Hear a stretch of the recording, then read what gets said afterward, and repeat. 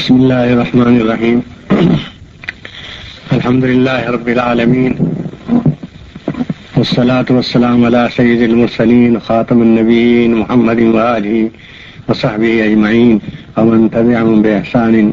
ودعا بدعوتهم إلى يوم الدين. أما بعد، فأعوذ بالله من الشيطان الرجيم. بسم الله الرحمن الرحيم. أفحسبتم أنما خلقناكم عبثا وأنكم إلينا لا ترجعون فتعالى الله الملك الحق لا إله إلا هو رب العرش الكريم. میرے معزز اور عزیز بھائیوں اور دوستوں، ہم وطنوں، دینی بھائیوں، وطنی بھائیوں اور انسانیت کے رشتے سے محبت اور تعلق کے رشتے سے ہمارے دوستوں اور عزیزوں، پیغمبر کے بھیجنے کی دنیا میں کیا ضرورت ہے، کیا ضرورت تھی، اور اس کے بغیر کون سا کام ہے جو اس کے بغیر، اس کی آمد کے بغیر، دنیا میں تشریف لانے کے بغیر بند رہتا، اور وہ کون سا ضروری کام ہے جو وہ انجام دیتے ہیں، اور وہ کون سا کام ہے، کون سی انسانیت کی خدمت ہے، ہدایت ہے اور انسانیت کی حفاظت کا سامان ہے جو بغیر پیغمبروں کے نہیں ہو سکتا۔ اس کے لیے میں صرف اسلامی لٹریچر، اسلامی معلومات، اسلامی کتابوں کے علاوہ دوسرے مذاہب کے کتابوں کے مطالعے سے بھی، اور تاریخ انسانیت، اصلاح اور دعوت کی تاریخ کے مطالعے سے بھی، اور دنیا میں جو ریفارمر گزرے ہیں ان کے بیانات، ان کی وضاحتیں اور ان کی ضرورت کا احساس پیدا کرنے کا جو انہوں نے طریقہ اختیار کیا، اس کے مطالعے کے باوجود میں پورے انسانی لٹریچر اور کتابی ذخیرے میں اور انبیاء علیہ السلام کی سیرتوں میں، اور انبیاء علیہ السلام ہی کی سیرتوں میں نہیں، اللہ کا درود و سلام ان پر اور ان کے آخری فرد اور سب سے افضل فرد محمد رسول اللہ صلی اللہ علیہ وسلم پر، کہ صرف پیغمبروں ہی کے حالات اور ان کے تذکرے کتابوں میں نہیں، مصلحین یعنی ریفارمرز اور انسانیت کے خدمت گزاروں اور انسانیت کے بچانے کا کام کرنے والوں کی تاریخ میں صرف اردو ہی میں نہیں بلکہ جن زبانوں سے میں واقف ہوں ان زبانوں میں میں نے اس سے بہتر کوئی مثال نہیں پائی، اس سے زیادہ صاف، واضح، دل نشین، عام فہم، عملی اور کامن سینس کو، عقل عام کو اپیل کرنے والی اور ایک بچے کی بھی سمجھ میں آ جانے والی مثال میں نے ابھی تک نہیں پڑھی۔ وہ یہ ہے کہ پہلے میں آپ کو یہ بتا دوں کہ جب حضرت صلی اللہ علیہ وسلم کی بعثت ہوئی، محمد رسول اللہ صلی اللہ علیہ وسلم دنیا میں تشریف لائے، اللہ نے ان کو نبوت کے منصب سے سرفراز کیا، تو اس وقت پوری دنیا میں بھی کسی اطلاع کو پہنچانے اور لوگوں تک کسی خبر کو دینے کا کوئی ترقی یافتہ ذریعہ نہیں تھا۔ آپ سب جانتے ہیں، یہ عام معلومات کی کیا بلکہ مشاہدے کی بات ہے کہ یہ ریڈیو، ٹی وی وغیرہ تو ابھی ایجاد ہوئے ہیں، اس سے پہلے یہ مائک ہے مثلا جس کے ذریعے سے یہ آواز کو دور تک پہنچانے والے آلات یہ بھی ایجاد نہیں ہوئے تھے۔ اور جس زمانے کی میں بات کر رہا ہوں یعنی 6 صدی مسیحی، اس میں تو نہ تو آواز پہنچانے، خبر پہنچانے کا کوئی ایسا ذریعہ تھا کہ جس سے سینکڑوں آدمی تک محلے کے باہر اور پورے محلے میں بھی آواز پہنچ جائے۔ تو اگر بہت چھوٹا محلہ ہے، 4 گھروں کا محلہ ہے تو الگ بات ہے، کوئی چھت پر کھڑے ہو کر کے آواز لگائے اور اعلان کرے کسی چیز کا، کسی خطرے کا اعلان کرے تو یہ الگ بات ہے، ہمارا سامنے کا یہ گاؤں ہے۔ لیکن اگر کوئی بڑی بستی ہو، بہت بڑا محلہ ہو، تو اس محلے کے آخری حدود تک چاروں طرف آواز پہنچانے کا بھی کوئی ذریعہ نہیں تھا۔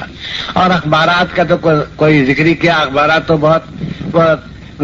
تھوڑی مدت پہلے سے نکلنا شروع ہوئے ہیں۔ پریس کی ایجاد اور پریس کے ذریعے سے چیزوں کا چھاپنا اور دوسروں تک پہنچانا، گھر گھر پہنچا دینا، تو یہ تو بالکل اس زمانے کی بات ہے۔ تو اگر صلی اللہ علیہ وسلم جب مبعوث ہوئے تو اللہ تبارک تعالیٰ نے آپ پر ایک آیت نازل فرمائی، وہ یہ ہے کہ اعوذ باللہ من الشیطان الرجیم وانذر عشیرتک الاقربین، اے محمد رسول اللہ صلی اللہ علیہ وسلم آپ اپنے خاندان والوں کو، بس قبیلے والوں کو، سب آپ ہی کا قبیلہ تھا، قریش کا قبیلہ آپ کا قبیلہ تھا، ان کو اللہ کی قدرت سے، اللہ کے جلال سے، اللہ کے معاملے سے جو اپنے بندوں کے ساتھ کرتا ہے اور کر سکتا ہے، اس سے ڈرائیے، ان کو خبردار کیجیے کہ خدا سے ڈریں اور خدا کو راضی کرنے کی کوشش کریں اور آدمیوں کی طرح مطیع و فرمانبردار بندوں کی طرح، وفادار بندوں کی طرح زندگی گزاریں۔ یہ آپ پر آیت نازل ہوئی۔ اب کیا ذریعہ تھا اس کا پہنچانے کا؟ تو میں عرب کی تاریخ کا طالب علم بھی رہا ہوں اور استاد بھی رہا ہوں۔ اس زمانے میں عرب قبائل میں، یعنی پورے جزیرۃ العرب میں ایک عرف کنونشن جیسے ہوتا ہے، ایک سوچی سمجھی بات تھی جو سمجھوتا تھا، ایک عرف تھا، ایک گویا جیسے محاورہ ہوتا ہے، اس طریقے سے ایک دستور و محاورہ تھا کہ جب کوئی دشمن کہیں گھات میں ہو اور وہ اچانک حملہ کرنے والا ہو اور کسی کو اس کا پتہ چل جائے کہ فلاں دشمن فلاں پہاڑ کے عقب میں، فلاں پہاڑ کے پیچھے چھپا ہوا ہے اور کسی کو خبر نہیں، اس کو پتہ چل جائے، تو اس کا طریقہ یہ تھا، یہ گویا اس زمانے کی ایک ٹریڈیشن تھی، ایک روایت تھی کہ نہ اخبار تھے، نہ ریڈیو تھا، نہ اتنی کسی کی اونچی آواز ہوتی تھی کہ وہ شہر کے آخری کنارے تک پہنچ جائے، تو اس وقت کا طریقہ یہ تھا کہ پہاڑ پر، کسی پہاڑ کی چوٹی پر، پہاڑ جگہ ہوتے ہیں اور پہاڑ نہیں ہوتے تو ٹیلے ہوتے ہیں یا کوئی بہت اونچے مکانات ہوتے ہیں، تو پہاڑ کی چوٹی پر کھڑا ہو جائے اور ایک اس زمانے کا محاورہ تھا، وہ کیا تھا؟ واہ صباحاؤ، یا صباحاؤ، خطرہ ہے، خطرہ ہے، دیر از ڈینجر، دیر از ڈینجر، بہت ہی ایک وہ کرائسس ہے۔ یہ اس زمانے کا ایک سوچا سمجھا طریقہ تھا، اور جیسے محاورہ ہوتا، عرف ہوتا ہے، وہ ایک رواج تھا، اس میں کسی کو سمجھانے بتانے کی ضرورت نہیں تھی، کیا کہا گیا، کیوں کہا گیا، اس آواز سنتے ہی سب لوگ سب کام چھوڑ کر جمع ہو جاتے تھے، اور پھر نہ کوئی کھانا کھا سکتا تھا اور نہ کوئی سو سکتا تھا، نہ کوئی بات کر سکتا تھا، یہاں تک کہ وہ لوگ کہ جو کسی چیز کو کوئی اہمیت نہیں دیتے اور کچھ بھی شور مچ جائے، قیامت کا شور مچے، کچھ ہنگامہ ہو جائے، فساد ہو جائے، وہ گھر سے نہیں نکلتے، وہ بھی نکل آتے تھے۔ یہ ایک سوچی سمجھی بات تھی جو معلوم نہیں کتنے 100 برس سے اور کم سے کم 50 سال برس سے کب سے یہ بات چلی آ رہی تھی۔ تو آپ نے اس میں کوئی حرج نہیں تھا، اور ہر چیز بری نہیں ہوا کرتی اگر وہ قرآن حدیث میں نہ ہو، تب بھی اگر اس میں کوئی خرابی نہ ہو، اس میں کوئی خطرہ نہ ہو، اس میں کسی کوئی نقصان نہ ہو، اس میں کوئی خدا کی نافرمانی نہ ہو، تو اس کے اختیار کرنے سے کوئی حرج نہیں ہے، یہ بھی سمجھ لیجئے۔ یہ بھی بعض مسلمانوں کو غلط فہمی ہوتی ہے کہ ہم یہ کیسے کریں، تو اللہ کا محبوب پیغمبر، سب سے بڑا پیغمبر، آخری پیغمبر، اس نے کسی سے کام لیا، اور آپ کوئی صفا کی چوٹی پر چلے گئے، اور آپ میں سے کئی بھائی ایسے ہوں گے قابل رشک جنہوں نے حج کیا ہوگا، حج سے مشرف ہو چکے ہوں گے، وہ صفا و مروا کو جانتے ہوں گے۔ اسی صفا و مروا کی سڑک کے پاس ایک پہاڑی تھی، اب وہ بہت کٹ گئی اور بہت نیچی ہو گئی، لیکن سن 47 جب ہماری حاضری ہوئی تھی، یہیں رائے بریلی سے ہم گئے تھے اپنے خاندان کے ساتھ، اپنے گھر کے کچھ اپنے عزیزوں کے ساتھ، تو اس وقت تک بھی وہ اچھی خاصی بلند تھی، اور ہم جایا کرتے تھے، وہاں ایک کتب خانہ تھا، لائبریری تھی، وہاں جا کر بیٹھتے تھے، پڑھتے تھے۔ تو آپ کوئی صفا کی چوٹی پر تشریف لے گئے، اور وہاں سے آپ نے یہ نعرہ لگایا، واہ صباحاؤ، یا صباحاؤ، خدا خیر کرے، خدا خیر کرے، خطرہ ہے، خطرہ ہے۔ اب دو باتیں جمع ہو گئیں، یہ بات تنہا نہیں تھی بلکہ جوائنٹ ڈینجر جسے ہوتا ہے، الارم، وہ جوائنٹ الارمنگ تھی کہ ایک طرف تو وہ نعرہ لگایا۔ اچھا، یہ عربوں کا اس وقت تک کا تجربہ تھا، ان کی ٹریڈیشن اور روایت تھی کہ وہ ایک تو جھوٹ عام طور پر نہیں بولا کرتے تھے، یہ تاریخ کا ایک ہسٹوریکل فیکٹ ہے، تاریخ میں یہ بات سب مانتے چلے آ رہے ہیں کہ عربوں میں اور جتنے عیب ہو، بت پرستی ہو، لڑکیوں کو زمین میں دفن کرتے ہیں، لیکن جھوٹ بولنے کے عادی نہیں تھے، اور یہ ان کا جتنی ان کی شاعری ہے، پوئٹری ہے، ان کا لٹریچر، سب سے ہی معلوم ہوتا ہے. ایک تو جھوٹ نہیں بولتے تھے، دوسرے اس موقع پہ کوئی جھوٹ نہیں بولتا تھا. یعنی کسی خامخواہ کے لیے لوگوں کو ڈرانے کے لیے نعرہ لگا دے کہ دشمن ہے، دشمن ہے، لشکر چھپا ہوا، یہ بالکل وہاں کے مزاج کے، رواج کے اور دستور کے خلاف تھا. ایک بات یہ تھی کہ یہ نعرہ خود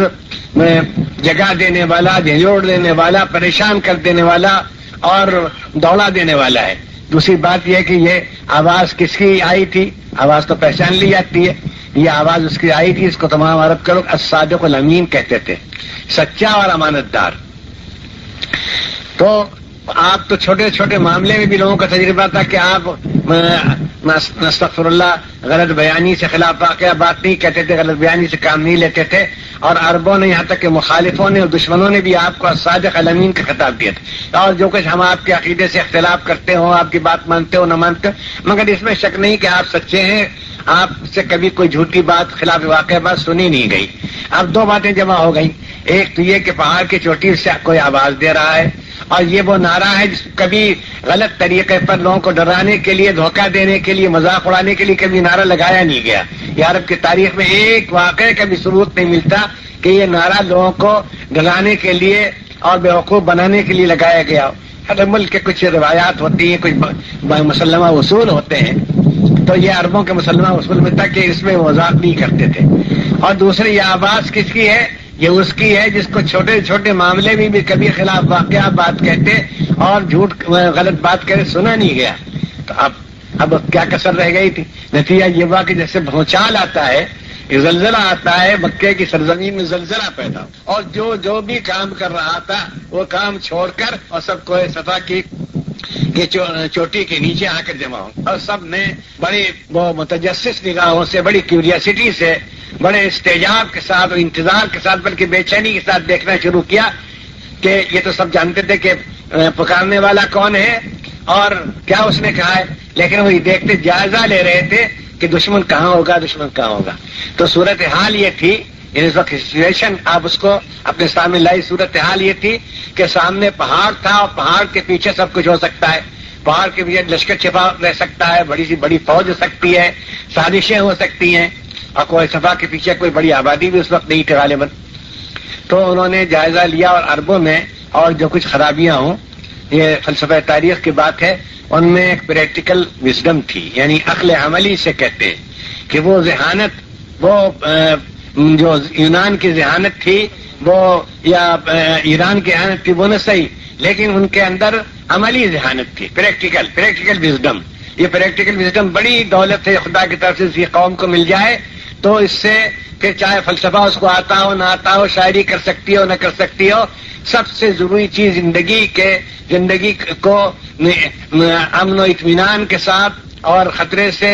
محفوظ رکھ کر اور اچھے طریقے پر سلوکی کے ساتھ گزارنے کے لیے سب سے زیادہ ضروری جو چیز ہے وہ ہے عقل عملی، پریکٹیکل وزڈم. تو عرب پریکٹیکل وزڈم کا بہت بڑا سرمایہ رکھتے تھے، اس میں بہت ممتاز تھے، بڑے اونچا درجہ رکھتے. انہوں نے دیکھا ادھر ادھر، یہاں تو کچھ نظر نہیں آتا. کہنے والا کون ہے؟ محمد رسول اللہ صادق الامین. کہاں سے کہہ رہا ہے؟ پہاڑ کی چوٹی پر. سب کچھ ہو سکتا ہے، ہر چیز ممکن ہے، پاسبل ہے. کوئی چیز ایسی نہیں ہے کہ جس کا انکار کر دیا جائے. بالکل ممکن ہے کہ پہاڑ کے پیچھے لشکر چھپاؤ. پھر آپ نے صرف بس نہیں کیا، آپ فرمایا کہ اے لوگوں، اے مکے کے لوگوں، اے فلاں قبیلے کے لوگوں، اے فلاں قبیلے کے لوگ، کئی قبیلوں کے نام لیا آپ نے. اگر میں تم سے یہ کہوں کہ اس پہاڑ کی چوٹی کے پہاڑ کے پیچھے پس پشت، اس پہاڑ کی پشت پر اور میں اس پہاڑ کی آڑ میں ایک لشکر چھپا ہوا جس پر اچانک حملہ کرنے والا ہے، تم مانو گے؟ باور کرو گے؟ تم اس پر تمہیں یقین آئے گا؟ تو وہ لوگ ہزار مخالف ہوں آپ کی دعوت سے اور آپ کے طرز عمل سے، کتنے ہی وہ ان کو شکایت ہو، سے اتفاق میں رکھتے ہوں، مناسبت میں رکھتے ہوں، مگر بھائی میں نے بات کہی کہ وہ کامن سینس ان کے اندر تھا. تو انہوں نے کہا کہ ہاں بالکل ہم مانیں گے، اس لیے کہ ہم نے آج تک نہیں دیکھا. یہ میں کہہ رہا ہوں کہ وہ ان کے تجربے نے بتایا ہوا، انہوں نے زبان حال سے یہ کہا. بہت سی باتیں زبان حال سے کہی جاتی ہیں. زبان حال سے کہی، یہ تو کسی جھوٹے آدمی نے بھی ایسا یہ نعرہ نہیں لگایا کہ بات سباہو یا سباہو کہہ دیا اور نہ کہیں لشکر نہ کوئی خطرہ کچھ نہیں اور مذاق کیا واہ واہ واہ بیوقوف ہو جاؤ گھر جاؤ کچھ نہیں ہے، یہ آج تک نہیں ہوا. تو ایک تو ایسا کبھی ہوا نہیں، اور دوسرے یہ کہ صورتحال کیا ہے کہ آپ پہاڑ کی چوٹی پر کھڑے ہوئے ہیں، اور تیسری بات یہ ہے کہ ہم پہاڑ کے پیچھے دیکھ نہیں رہے اور آپ دیکھ رہے ہیں. تو کہا بے شک ہم مانیں گے، اور آپ ساتھ فہمی نے فرمایا اگر میں تم سے یہ کہوں کہ اس پہاڑ کے پیچھے ایک لشکر چھپا ہوا ہے تو تم باور کرو گے، یقین کرو گے؟ بے شک ہم یقین کریں. تو فرمایا کہ وہ لشکر نہیں، تمہارا دشمن تمہارے اندر ہے، تمہارا دشمن تمہارے باہر نہیں ہے، پہاڑ کے پیچھے نہیں چھپا ہوا، تمہارے اندر چھپا ہوا ہے. یہ تمہیں یہ نہ معلوم ہونا کہ اس دنیا کو کس نے پیدا کیا ہے، دنیا کا خالق کون ہے، کریٹر کون ہے. تمہیں یہ نہیں معلوم کہ پیدا کرنے والے نے دنیا کس مقصد کے لیے پیدا کی ہے. تمہیں یہ نہیں معلوم کہ وہ کیا چاہتا ہے، کس چیز کو پسند کرتا ہے، کس چیز کو پسند نہیں کرتا. تمہیں یہ خیال نہیں معلوم ہے تو تم اس پر عمل نہیں کرتے ہو، تم اس کا کچھ خیال نہیں کرتے، اہمیت نہیں دیتے کہ وہ کس بات سے ناراض ہوتا ہے، کس بات سے راضی ہوتا ہے. یہ تمہارا طرز زندگی ہے، اور یہ جو تمہارا چلن ہے اور تمہارا وہ ہے رواج ہے، یہ سب سے بڑا دشمن ہے. تم کس دشمن سے ڈر رہے ہو؟ وہ دشمن اگر آئے گا تمہارے کچھ اونٹ بھگا لے جائے گا، تمہارے کچھ گھوڑوں پر قبضہ کر لے گا، ممکن تمہارے گھروں پہ جائے اور جا کر کے کوئی تم نے دولت جمع کر رکھی ہو، کچھ تجوری میں ہو، وہاں پر تو یہ ہوتا نہیں تھا، وہ سرمایہ قوم نہیں تھی، تو اس پر قبضہ کر لے گا اور 10 20 50 آدمیوں کو ہی مار سکتا ہے. لیکن جو دشمن تمہارے اندر ہے، تمہارے دلوں کے اندر ہے، تمہارے گھروں کے اندر ہے، تمہارے اخلاق کے اندر ہے، اور سب سے بڑھ کر تمہارے عقائد کے اندر ہے، وہ ایسے 10 لشکروں اور 50 دشمنوں سے زیادہ خطرناک ہے. وہ کیا ہے کہ تم اس دنیا میں آئے لیکن تمہیں یہ خبر نہیں کہ کس نے بھیجا تم کو، تمہیں یہ خبر نہیں کہ وہ کیا، اس کی صفات کیا ہیں، وہ کتنی بڑی قدرت رکھتا ہے، وہ کتنے اس کے پاس سزا دینے کے کتنے اس کے پاس اس کا سامان ہے. وہ ایک کلمہ کن فیکون سے کہ کن ہو جا، وہ اس ساری دنیا کو الٹ پلٹ کر رکھ سکتا ہے. سب طے کر کے یہ پوری جو دنیا کی بساط ہے، فرش بچھاوت سب کو لپیٹ کر رکھ سکتا ہے. وہ چاہے تو پہاڑوں کو سرنگوں کر دے اور دھسا دے، اور چاہے تو زمین سے پہاڑ نکال دے، چاہے دریاؤں کو سمندروں کو خشک کر دے، اور چاہے سوتے بہا دے اور سوتے نکال دے اور دریا پیدا کر دے، اور وہ چاہے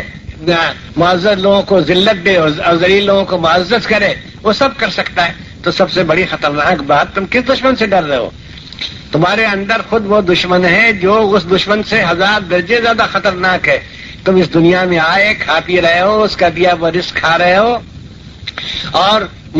اس کی دی ہوئی زندگی سے فائدہ اٹھا رہے ہو اور عیش کر رہے ہو، اور تمہیں اس نے آنکھیں دی، بصارت دی، سماعت دی، اور ذائقہ دیا، اور ہاتھ پاؤں چلانے کی طاقت دی، اور پھر تم تلوار بھی چلا سکتے ہو، چلاتے رہتے ہو، جنگیں بھی کرتے ہو، اتنی بھی طاقت دی تم کو، اور تمہیں اولاد دی، اور تمہاری نسل کو بڑھا رہا ہے، سب کچھ دے رہا ہے، مگر تم کو یہی پتا نہیں کہ یہ دنیا کس کی بنائی ہوئی ہے، کہاں جانا ہے، ہمیں ہمیشہ یہاں رہنا ہے کہ کہیں جانا ہے، اور جانا ہے تو ہمیں کس چیز سے ہمارا کس چیز سے سامنا ہوگا، ہمیں کیا جواب دینا ہے. وہاں اعمال کے متعلق پوچھا جائے گا، سب سے پہلے عقائد کے عقیدے کے متعلق پوچھا جائے گا، تم کس پر عقیدہ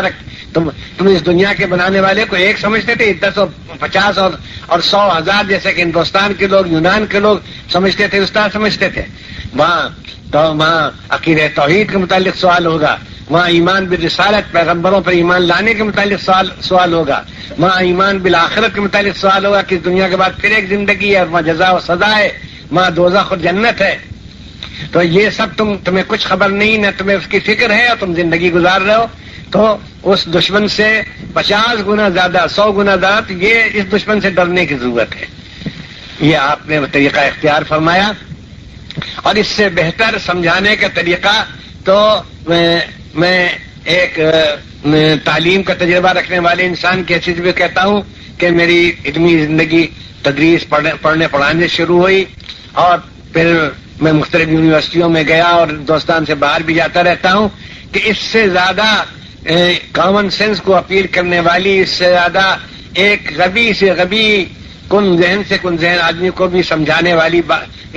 والا طریقہ اس سے بہتر ہو ہی نہیں سکتا. کہ ایک ان کے سامنے ایک منظر آ گیا کہ ایک شخص پہاڑ پہ کھڑا ہے اور سچا ہے، امانتدار ہے، چھوٹے چھوٹے معاملے میں جھوٹ نہیں بولا،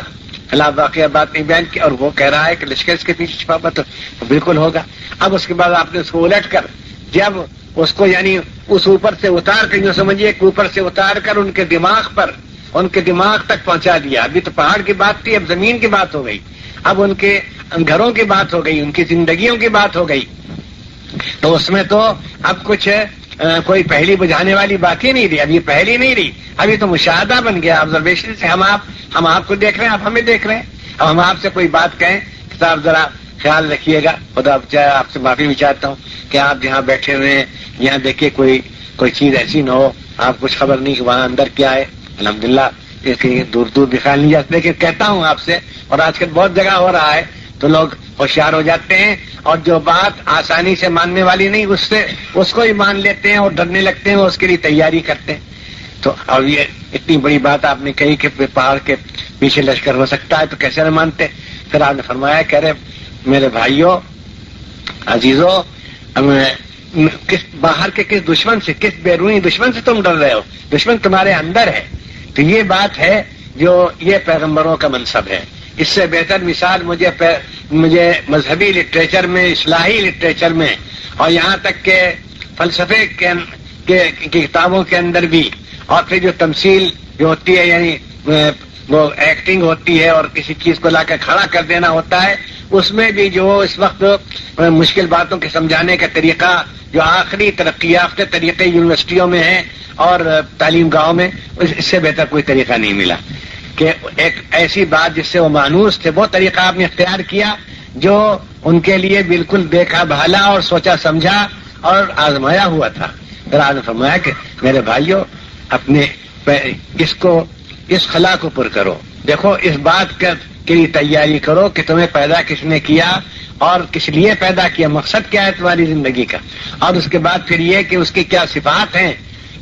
کیسا قادر مطلق ہے، اور کیسا حکیم برحق ہے، اور کیسا وہ جبار ہے، قہار ہے، اور پھر اس کے ساتھ رحیم و رحمان ہے، اور اس کے ساتھ وہ قادر مطلق ہے، اور اس کے ساتھ وہ عالم الغیب ہے، وہ چھوٹی چھوٹی چیزوں کو جاننے والا ہے، اور پھر وہ پیدا کرنے کے بعد یوں ہی نہیں چھوڑ دے گا بلکہ مر جانے کے بعد پھر زندہ کرے گا، اور وہ زندہ کرنے پر قادر ہے، قدرت رکھتا ہے، اور سب پیغمبر یہ کہتے ہیں۔ یہ ساری باتیں آپ نے اس ایک طریقہ اختیار کرنے میں جو آپ نے ان کے سامنے جو ایک تمثیل رکھی ہو، جو طریقہ اس کا اختیار کیا، یہ ساری باتیں سمجھ میں آ گئی۔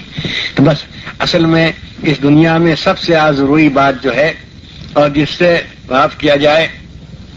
اکثر غفلت برتی جاتی ہے، بڑے بڑے محتاط لوگ، بڑے بڑے وہ بیدار مغز لوگ، اور بڑے بڑے عملی پریکٹیکل لوگ، اور بلکہ بڑے بڑے ذہین اور انٹیلیجنٹ لوگ، بلکہ اسکالرس فضلہ، آج امریکہ اور یورپ میں بھی ہو رہا ہے کہ وہ بال کی کھال نکالتے ہیں اور وہ ذرے کو بھی کیمسٹری اس کو ذرے کی بھی تحلیل و تجزیہ کرتے ہیں، اور اس کو انالائز کرتے ہیں، اس کو جانچتے ہیں اور بتا سکتے ہیں کہ ذرے میں کیا کیا چیزیں ہیں۔ وہ ایسی معمولی چیز جو خوردبین سے دیکھی جا سکتی ہو اس کے بھی اجزاء بتا سکتے ہیں کہ کتنی چیزوں سے، وہ بتاتے ہیں کہ کون سے تارے کتنی دور ہیں اور وہاں کی روشنی کتنے دنوں میں پہنچے گی، اور بتاتے ہیں۔ اور اب تو انسان چاند تک پہنچ گیا، وہ جھنڈا گاڑا ہے اوپر جا کر کے۔ اور کون سی چیز ہے جو آج کل ایک طرف کیمسٹری میں اور ٹیکنالوجی اور سائنس میں، اور دوسری طرف پھر وہ فلسفے میں اور وہ عقلیات میں معلوم نہیں ہوئی، سب کوئی پہلی نہیں رہی، سب پہلی انسان کو سمجھتا ہے کہ اس نے پوچھی۔ لیکن سوچنے کی بات یہ ہے کہ اس پر غور کرنے والے کتنے ہیں کہ ہم اس دنیا میں کیوں آئے، ہمیں کس نے بھیجا اور کس کام کے لیے بھیجا، اور کس چیز سے وہ راضی ہوتا ہے، اور اس کی نافرمانی کرنے سے کیا نقصان پہنچے گا، اس دنیا میں پہنچ سکتا ہے، اور اس کے بعد جو زندگی آنے والی ہے ابدالآباد کی، ختم نہ ہونے والی، اس میں کب تک اس کی سزا ملتی رہے گی۔ یہ اس سے بڑھ کر ڈرنے والی چیز، اس سے بڑھ کر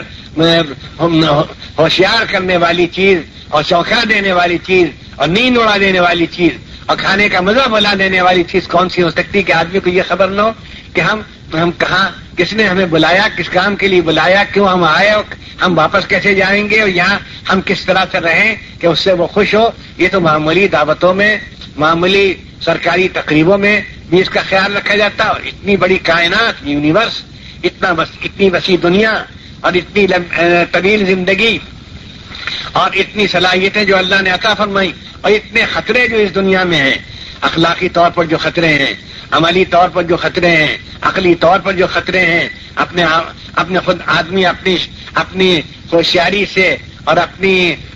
عداوت سے اور اپنی سازشوں سے اور اپنی مکاری سے جو خطرے پیدا کر دیتا ہے کچھ کم ہے. سب سے زیادہ تو اس بات کو سوچنے اور معلوم کرنے کی ضرورت، اور اس کے معلوم کرنے کا ذریعہ صرف پیغمبروں کی ذات. ابھی آپ کے سامنے جو آیت پڑھی گئی وہ بالکل حسب حال تھی. اعوذ باللہ من الشیطان الرجیم، کیا پڑھا؟ افحسبتم انما خلقناکم عبثا وانکم الینا لا ترجعون فتعالی اللہ الملک الحق لا الہ الا هو. کیا ہے انسانوں، تم نے سمجھ لیا ہے کہ ہم نے تم کو بیکار پیدا کیا، عبثاً، یعنی کوئی مطلب نہیں تمہارے پیدا کرنے سے، یوں ہی پیدا شوقیہ پیدا کر دیا، تفریحاً پیدا کر دیا. معاذ اللہ، اللہ اس سے پاک ہے. تو اس کے ہاں تفریح اور شوقیہ بات کیا؟ لیکن اللہ تعالیٰ فرماتا انداز آیت کہ یہ افحسبتم انما خلقناکم عبثا، ارے کیا تم نے سمجھ لیا کہ ہم نے تم کو یوں ہی بیکار پیدا کیا؟ وانکم الینا لا ترجعون، تم ہمارے پاس واپس نہیں لائے جاؤ گے. یہ آیت بالکل چونکا دینے کے لیے کافی ہے. اور گویا اللہ تعالیٰ بالکل جیسے کوئی چیز ابھی اترتی ہے، بالکل ہمیں مخاطب کرنے اب ساری دنیا. اور میں یہ کہتا ہوں یہ آیت بالکل امریکہ کے بڑے سے بڑے ترقی یافتہ مرکز میں، بڑے سے بڑے سائنٹیفک، سب سے بڑے پولیٹیکل، جو دنیا قوموں کی قسمتوں کا بظاہر فیصلہ کرتے ہیں بیٹھے ہوئے وہاں وائٹ ہاؤس میں بیٹھ کر، اور وہ عراق کا فیصلہ کر رہے ہیں اور الجیریا کا فیصلہ کر رہے ہیں اور لیبیا کا فیصلہ کر رہے ہیں، اور ادھر روس کے یہ جو پورا علاقہ ہے اس کے متعلق بہت منصوبے بنا رہے ہیں کہ یوں ہونا چاہیے، اور ان کی بات چل رہی ہے. ان کو بھی سنانے کی بات ہے کہ افحسبتم، اے امریکہ کے دانشوروں، اے امریکہ کے لال بجکڑوں، اے امریکہ کے جن لوگوں نے اپنے کو قسمت کا، انسانوں کی قوموں کی قسمت کا مالک سمجھ لیا ہے، یہ بھی تم نے غور کیا کہ افحسبتم انما خلقناکم عبثا، کیا تم نے سمجھا کہ ہم نے تم کو یوں ہی بیکار پیدا کیا؟ بس لوگوں کی قسمتوں کے ساتھ کھیلو، تقدیروں کے ساتھ کھیلو، اور دنیا میں اپنا حکم چلاؤ. اور تم یہ نہیں سوچتے کہ تمہارا پیدا کرنے والا تمہارے اوپر جو حکم چلائے گا وہ کیا ہوگا، تمہارے اخلاق کیسے ہیں، تمہارا کردار کیا ہے، تمہارا کیریکٹر کیا ہے، تم کتنا خدا سے ڈرتے ہو، تم کتنا دوسری زندگی کے لیے تیار ہو. یہ اس کو نہیں سمجھتے. اس کے لیے ایک بڑی اچھی مثال میں نے کتاب میں پڑھی تھی، کسی ٹیکسٹ بک میں، کسی کتاب میں، اور میں نے اس کو کئی مرتبہ سنا ہے، لیکن وہ اس سے بہتر مثال ملتی نہیں، اس سے سحری نہیں ہوتی. میں آپ کو وہ بھی سنا دوں کہ ایک مرتبہ اسکول کے کچھ لڑکوں نے وہ پکنک پر گئے، تفریح پر گئے، بادل گھرا ہوا تھا اور ٹھنڈی ہوا چل رہی تھی، اور دریا بھی موج پر تھا، ان کی طبیعت بھی موج پر تھی. اور وہ ایک پارٹی نکلی، ایک کلاس کے طالب علم ہوں گے، اسٹوڈنٹ ہوں گے، یا کئی کلاسوں کے ہوں، چلو بھائی تفریح کریں. اب تفریح کرنے کے لیے نکلے تو انہوں نے ایک کشتی ناؤ لی، کرایہ پر لی، بھائی ذرا ہمیں سیر کرانا. ہم تو بہت اچھا بٹھا لیا ان کو. اب وہ لڑکے خاموش تو بیٹھ نہیں سکتے، اب کشتی پر، اور آپس میں تو بات کرتے ہی رہتے تھے، تو اب یہاں بھی آپس میں بات کریں تو کیا کچھ مزہ نہیں. انہوں نے اس کو نشانہ بنا لیا کشتی والے کو. اس سے پوچھا کہ میاں چچا یہ بتا کہ تمہاری کیا عمر ہے؟ انہوں نے کہا کہ 30 سال کی ہوگی. اچھا، کہو بھائی تم نے کچھ پڑھا لکھا بھی ہے؟ اس نے کہا نہیں، پڑھا لکھا تو کچھ نہیں. کہا نہیں ہے، تم نے وہ جیوگرافی تو پڑھی ہوگی، اس لیے کہ تمہیں تو معلوم ہونا چاہیے کہاں کشتی لے جاؤ گے، کون سے علاقہ کس طرف ہے، اور ادھر کیا ہے ادھر کیا ہے، جیوگرافی تو پڑھی ہوگی. وہ کہنے لگا کہ یہ کسی آدمی کا نام ہے، کسی آدمی کا نام ہے یا کسی جانور کا نام ہے، کس کا نام ہے جیوگرافی؟ وہ کہاں لگایا میں، ارے اتنا نہیں جانتے تم، جیوگرافی نہیں جانتے؟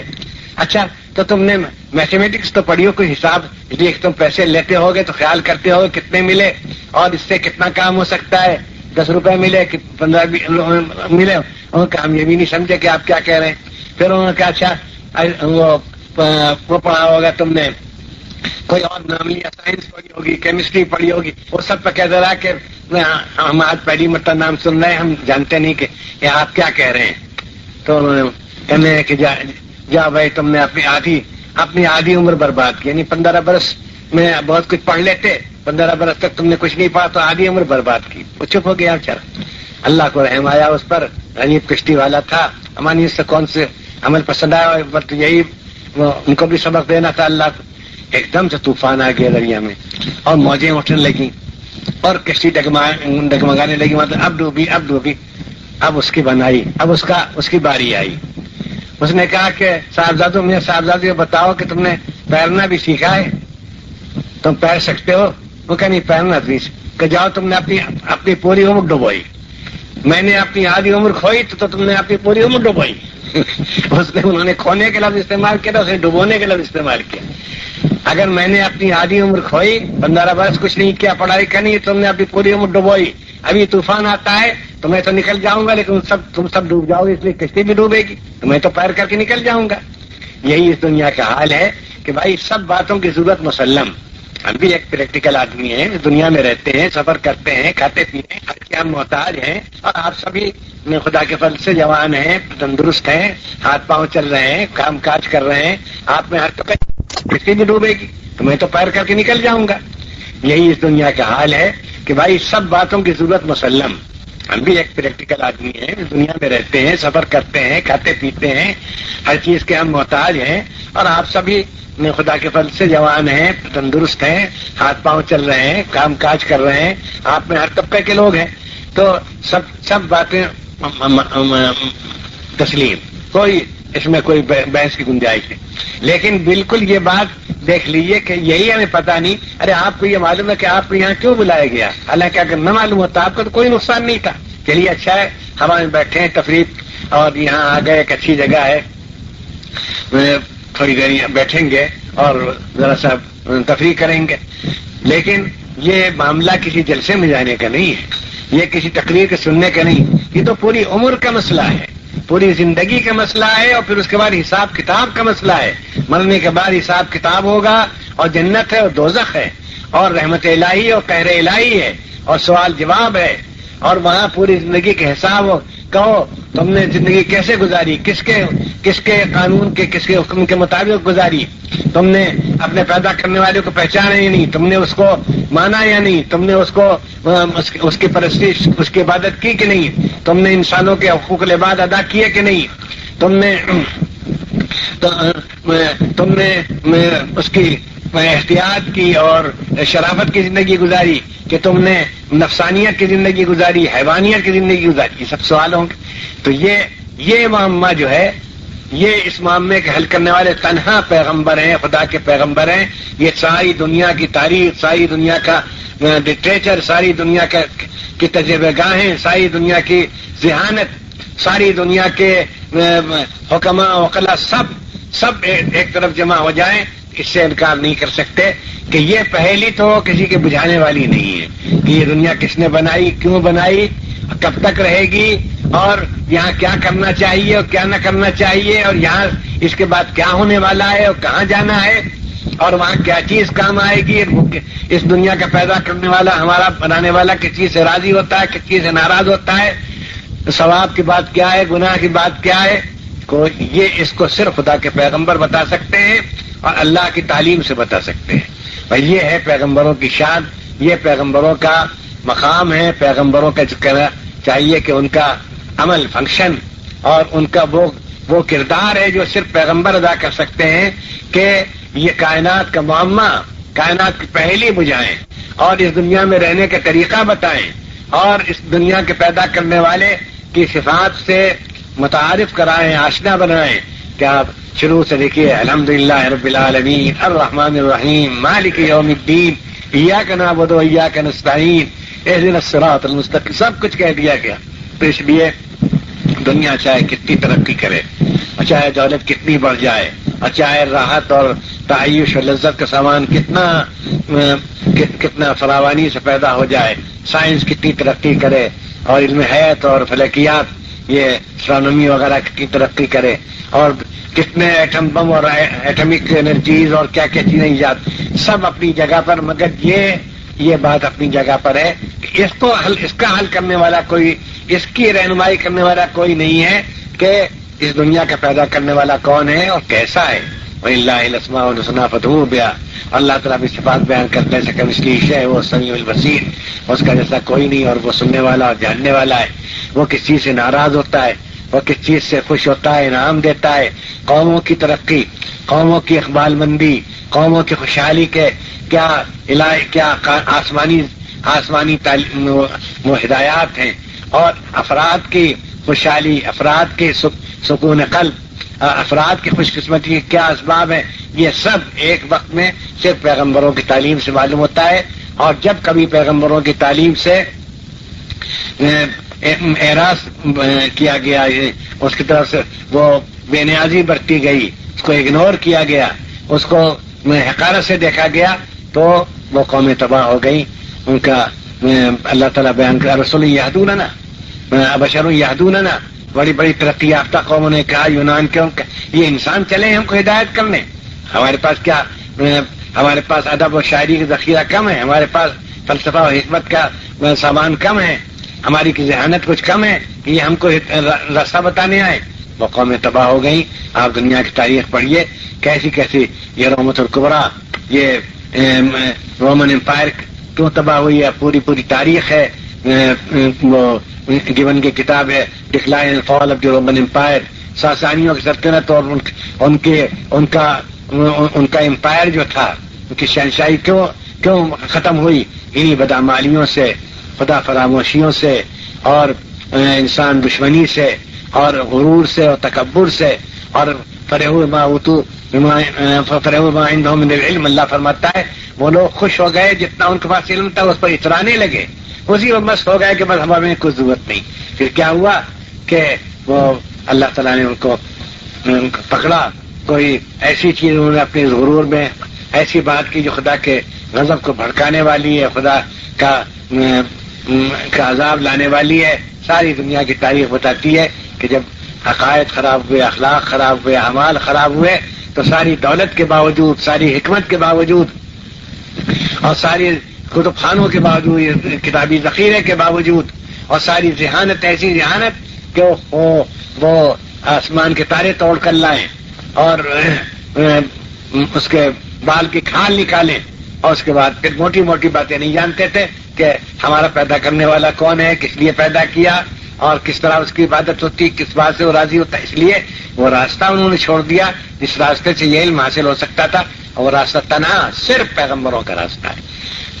پہلے دن سے دنیا کی پیدائش سے لے کر حضرت آدم علیہ السلام وعلم آدم الاسماء كلها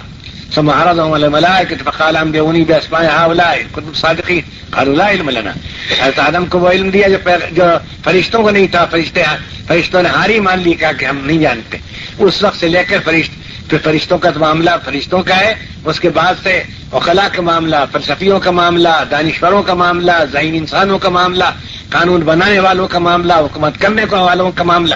سب ہیں کہ پیغمبروں کی ہدایت سے، پیغمبروں کی تعلیمات سے، آسمانی کتابوں سے بے نیازی نہیں۔ اور آپ لوگ بڑے خوش نصیب ہیں، اللہ تعالیٰ کا جتنا بھی شکر کریں کم ہے کہ اللہ نے آپ گھر بیٹھے دولت عطا فرمائی۔ آپ کہیں لینے نہیں گئے تھے، آپ کہیں عرب نہیں گئے تھے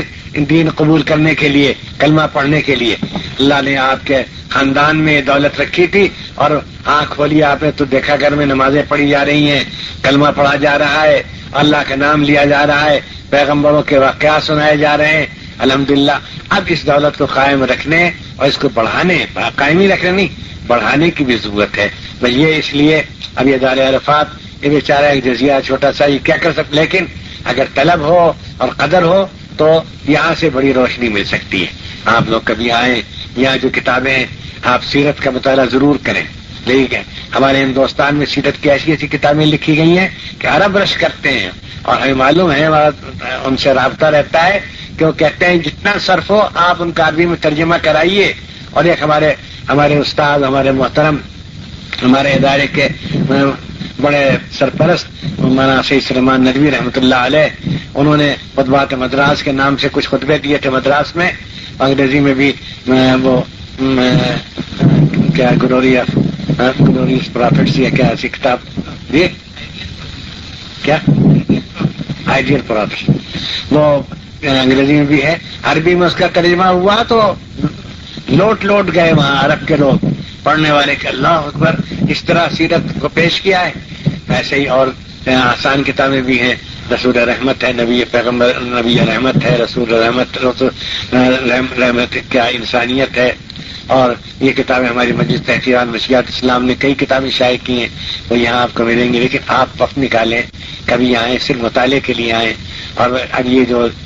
ابھی ہمارے عزیز بھائی مدرابی صاحب نے جو اعلان کیا کہ ہر مہینے ایک یہاں کسی خطبے کا اعلان کیا انتظام کیا جائے گا، اس کو میں آپ شریک ہوں، اس کو اٹینڈ کریں آپ. اور خود بھی آپ اپنا جائزہ لیں کہ آپ دین کی کتنی معلومات رکھتے ہیں. یہ میں آپ کا حق سمجھتا ہوں. آپ تکلیف کر کے آئے شہر سے، اس لیے صرف ماضی کی بات نہیں کہتا اور وہ علمی و نظری بات نہیں کہتا، ایک عملی بات، پریکٹیکل بات یہ کہتا ہوں کہ آپ خود اپنا جائزہ لیں، اپنا امتحان خود لیں. کوئی ایگزامینر نہیں، کسی کی ضرورت نہیں، اور باہر کا ایگزامینر ٹھیک جانتا بھی نہیں. آپ اپنے ایگزامینر بن جائیے. آپ کو کتنی دینی معلومات، نماز کے فرائض، نماز کے واجبات، نماز پڑھنے کا طریقہ پورا آتا ہے کہ نہیں. اور اسی طریقے سے قرآن شریف آپ بے تکلف پڑھ سکتے ہیں، تلاوت کر سکتے ہیں نہیں، اور کر سکتے ہیں تو کرتے بھی ہیں کہ نہیں، کتنا روز پڑھ لیتے ہیں. اور اس کے بعد پھر زکوٰۃ آپ پر فرض ہے کہ نہیں. یہ بڑی خطرناک اور نازک بات ہے. یہ بڑی نازک بات ہے کہ زکوٰۃ فرض ہو اور آپ کو مسئلہ ہی نہ معلوم. اور پھر اس کے بعد سب سے زیادہ ضروری بات یہ کہ اپنے بچوں کو آپ تیار کریں. آپ کو تو خدا کے فضل سے وہ زمانہ مل گیا، یعنی آج سے 20 برس پہلے کا 15 برس پہلے پھر بھی غنیمت. اب جو زمانہ ہے وہ زمانہ تو ایسا ہے کہ نئی نسل کو بالکل اسلام سے بے بہرا نہیں، اسلام کو حقیر سمجھنے والا، اسلام سے نفرت کرنے والا بنانے کی پوری کوشش کی جا رہی ہے. اس کا بڑا سائنٹیفک اور بڑا وہ ایک سمجھیے کہ مکمل اور متوازن وہ نظام بنایا گیا ہے، کورس کے ذریعے، ریڈیو کے ذریعے، ٹی وی کے ذریعے، پریس کے ذریعے اور تصویروں کے ذریعے. تو اس میں آخری بات یہ ہے کہ اپنے بچوں کی دین سے واقف ہونے کی فکر کریں، اور گھروں میں اپنے گھر کی اپنی بیویوں سے، اپنے گھر کی خواتین سے آپ تاکید کریں کہ وہ پیغمبروں کے قصے ان کو سنایا کریں. ہم نے اپنے بچپن سے ابراہیم علیہ السلام کا قصہ سنا کہ تب بت توڑے انہوں نے، بت پرستی سے نفرت ہوئی، گھن آنے لگی کہ بت ایسی چیز ہے کہ ابراہیم علیہ السلام نے اس کے ساتھ یہ معاملہ کیا. اور اب وہ زمانہ آ رہا ہے کہ اس کا اندیشہ ہے کہ بت پرستی سے نفرت نہیں، بت پرستی میں خدا نخواستہ کہیں ان کو کچھ خوبی نظر نہ آنے لگے، اس لیے کہ وہ ہندو میتھالوجی پڑھائی جاتی ہے، اور وہ دیومالا، اور وہ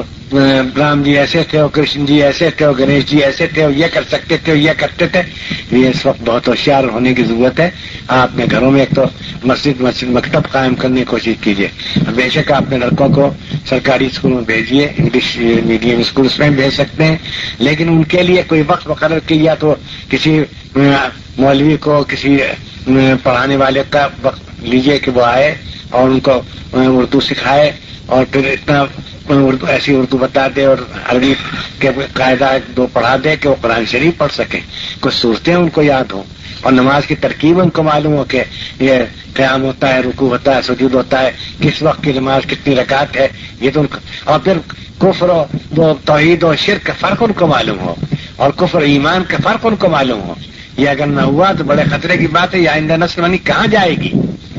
اور یہ پھر اگر خدا نخواستہ یہ اگر اس نے اسلام کا راستہ چھوڑ دیا اور دنیا کی بادشاہی مل جائے، سلطنت مل جائے، ہیچ ہے اس کے سامنے. سب سے بڑی ضرورت یہ ہے کہ ان کا ایمان سلامت رہے، اور یہ اللہ اور رسول کو پہچانتے ہوں اور ڈرتے ہوں، اور آخرت کا ان کو خیال ہو، اور ان کو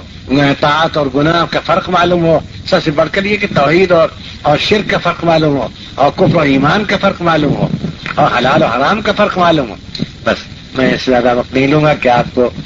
دور جانا ہے. اور یہ ہے کہ یہ پیغمبروں پر اللہ کے درود و سلام ہو، سب سے بڑے محسن انسانیت کے، سب سے اللہ کے بعد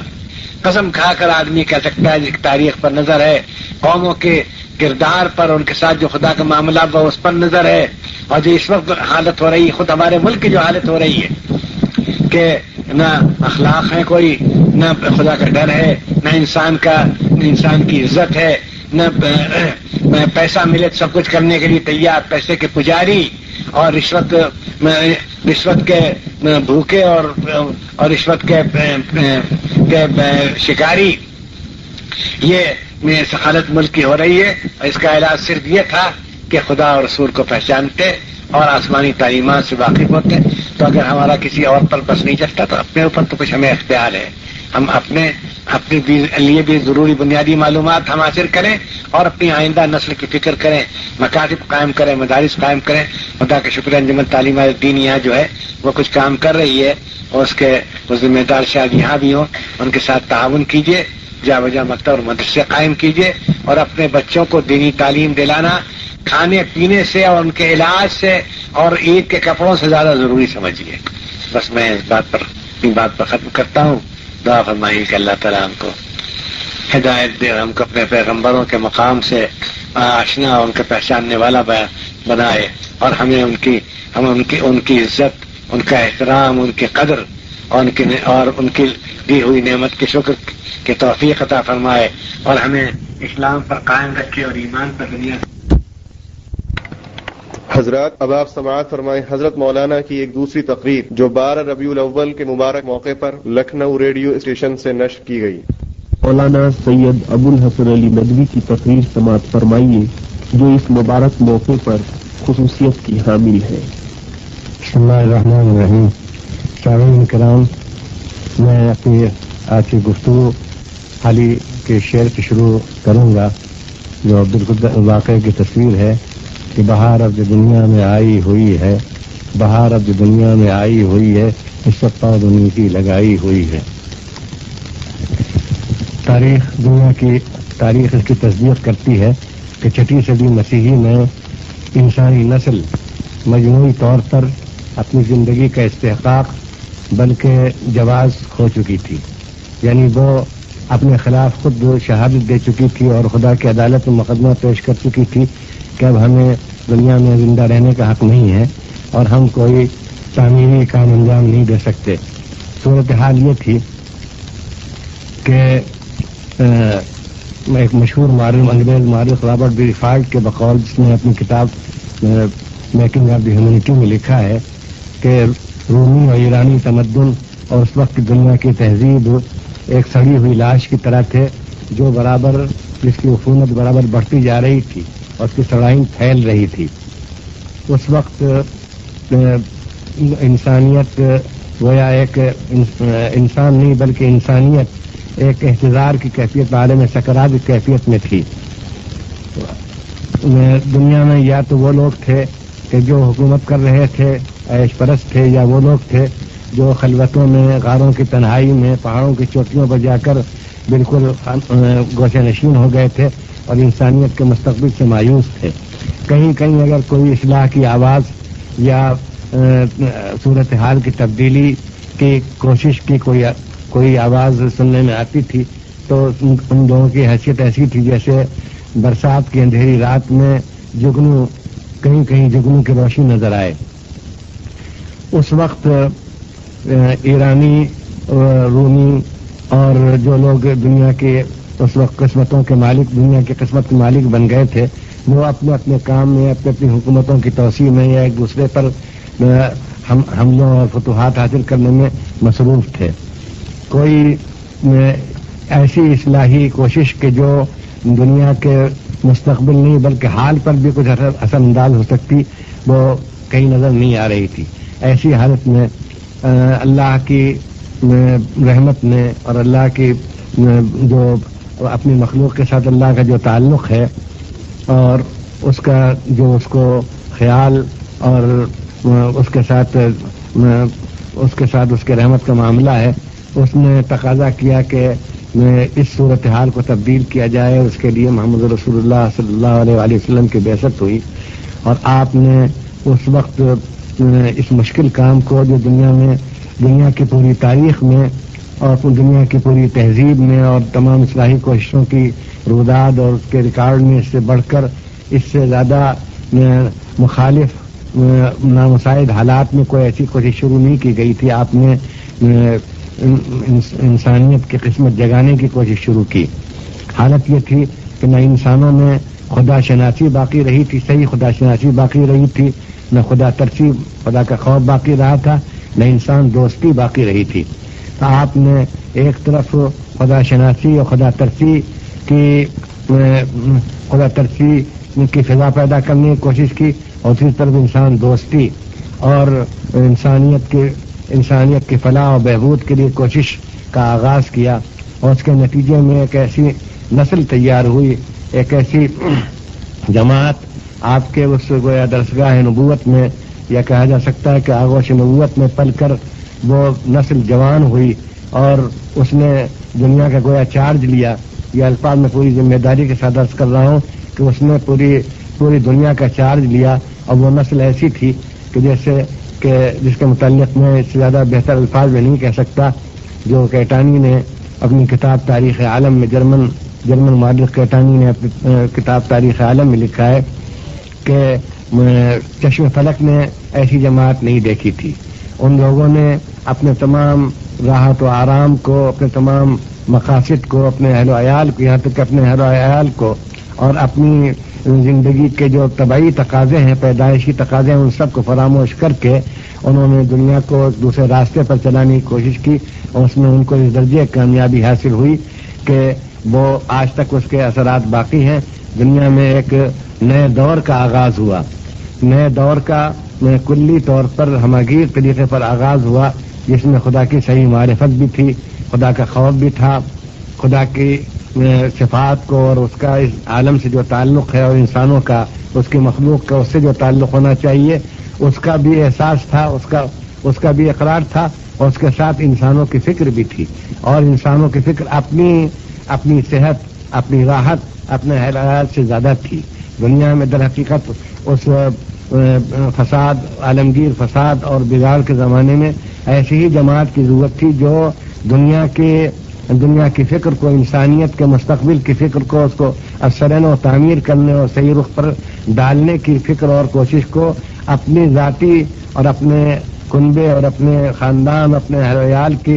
راحت و آرام اور ان کے مستقبل کی تعمیر پر ترجیح دے. یہ اسی چیز کی دنیا میں کمی تھی، اور اسی چیز کو بعثت نبوی نے، بعثت محمدی نے پورا کیا. ایک امت وجود میں آئی، اور جیسا کہ قرآن مجید نے ان مہاجرین سے کہا تھا جو چند سو کی تعداد میں مکہ معظمہ سے مدینہ طیبہ منتقل ہوئے تھے، اور جن کے متعلق خود ہی اطمینان نہیں تھا کہ یہ مدینہ ان کو برداشت کر سکے گا، اور وہاں کے جو باشندے تھے وہ ان کو گوارا کر سکیں گے. ان کو حکم دیا کہ وہ ایک نئے معاشرے کی تشکیل کریں، ایک نئی جماعت بنائیں، اور ان کو جن کے متعلق یہ معلوم نہیں تھا کہ وہ اپنی جانوں کی بھی حفاظت کر سکیں گے، بہت بلند الفاظ میں اور بڑی بلند سطح سے خطاب کیا اور کہا الا تفعلوه تکن فتنة فی الارض وفساد کبیر. اے جماعت مسلمین، اے جدید، اے اللہ کے دین کو، اسلام کو قبول کرنے والے مٹھی بھر انسانوں، اگر تم نے اپنا ایک نیا معاشرہ نہیں بنایا، اور اپنی ایک نئی وحدت، ایک نئی اکائی قائم نہیں کی، اور تم نے ایک نیا عہد اپنے مالک سے اور خالق سے اور اپنے نبی سے اور اپنے دین سے نہیں کیا کہ تم دنیا سے فساد کو ختم کرو گے اور دنیا میں خدا ترسی اور خدا شناسی اور انسان دوستی کا سبق دنیا کو دو گے، تو تکن فتنة فی الارض فساد کبیر، تو دنیا میں بہت بڑا فتنہ برپا ہوگا اور بڑا بگاڑ پھیلے گا. ان لوگوں کی تعداد، ان لوگوں کے امکانات اور وسائل کو دیکھتے ہوئے اتنی بڑی ذمہ داری ان پر ڈالنا اور اتنی اونچی سطح سے ان کو خطاب کرنا ایک عام انسان کے سمجھ میں نہیں آ سکتا. لیکن چونکہ اللہ کو ان سے کام لینا تھا، ان میں وہ جوہر پیدا ہو گئے تھے اور وہ توانائی اور وہ عزم ان کے اندر پیدا ہو گیا تھا کہ وہ انسانیت کے غم میں گھلے چلے جا رہے تھے، اور وہ انسانیت کی حفاظت کو، انسانیت کے نئے مستقبل کی تعمیر کو اپنے ذاتی مستقبل و خاندانی مستقبل پر ترجیح دے رہے تھے. وہ اس کے مستحق تھے کہ ان سے یہ کہا جائے. انہوں نے اس پر عمل کر کے دکھا دیا کہ اس مٹھی بھر جماعت نے دنیا میں ایک انقلاب عظیم برپا کر دیا. اس انقلاب عظیم کے اثرات آج بھی نظر آ رہے ہیں، جس کے بنا پر جس کو سامنے رکھتے ہوئے میں نے حال ہی کا شعر پڑھا ہے کہ بہار اب جو دنیا میں آئی ہوئی ہے، یہ سب پودنی کی لگائی ہوئی ہے. آج بھی دنیا میں جو خدا کی صحیح معرفت اور توحید پر یقین کامل اور توحید پر اصرار، خدا کی وحدانیت پر اصرار، اور اس کے سوا کسی کو اس کائنات کا خالق اور مالک اور اس کائنات کو چلانے والا اور اس کا بگاڑنے بنانے والا نہ سمجھا جائے، اور اسی کو مشکل کشا حاجت روا سمجھا جائے، اسی کو قسمتوں کا مالک سمجھا جائے، اسی کو راضی کرنے کی کوشش کی جائے اور اسی کے بتائے ہوئے طریقے پہ چلا جائے، اور سارے انسانوں سے محبت کی جائے، اور ان انسانوں کو خطرے سے نکالنے کے لیے جانفشانی، پوری جانفشانی کے ساتھ اور اپنے کو خطرے میں ڈال کر کوشش کی جائے، یہ اس دین کا پیغام اور اس امت کے نام اس کے گویا ایک امانت اور وراثت ہے۔